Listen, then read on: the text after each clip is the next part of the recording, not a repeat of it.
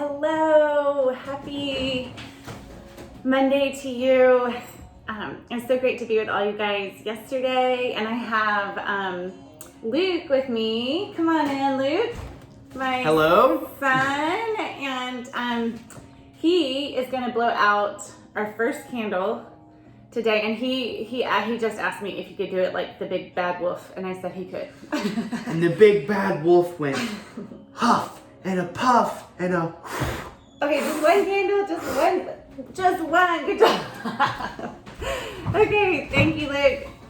Okay, so we blow out a candle today because it represents in some ways, the sadness that we are recognizing in each day that leads closer and closer to the cross.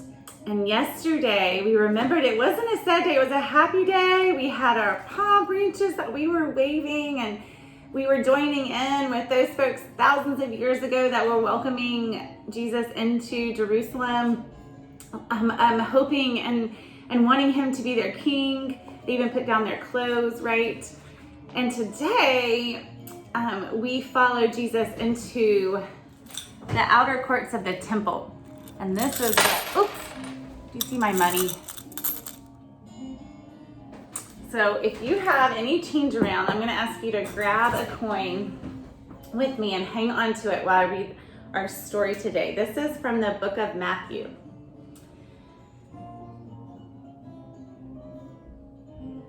And Jesus entered the temple and drove out all who sold and bought in the temple. And he overturned the tables of the money changers, and the seats of those who sold pigeons.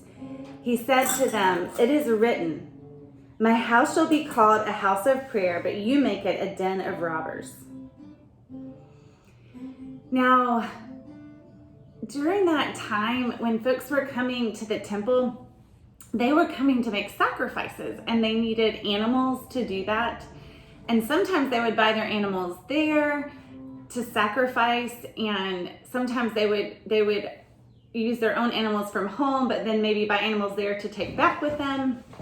But either way, what was happening was there was some overcharging happening and of the animals, and so it made it so that a lot of people who couldn't afford the animals could not come into the temple. It didn't make room for everybody as Jesus wanted. And so this made him really angry. He loves his people, and he wants everyone to be able to come and to worship him. It also forecasts a little bit that there won't be a need for these sacrifices pretty soon, right after he sacrifices himself for us. But as we pass around, I would love for you guys to pass around your money and hold on to one of your coins. And I just want you to think about, what are the things that block you from worship? Maybe right now it's fear, like you are constantly thinking about the COVID-19 virus, or you are maybe super struggling with anger and kind of don't know what you're feeling, but either way, you don't want to come to God with it. And maybe for your parents, it could be our phones. We could be just scrolling through and kind of being consumed with the latest news reports. Oh goodness, there's a long list for me, you guys, of things that distract me from worshiping, who are made to worship.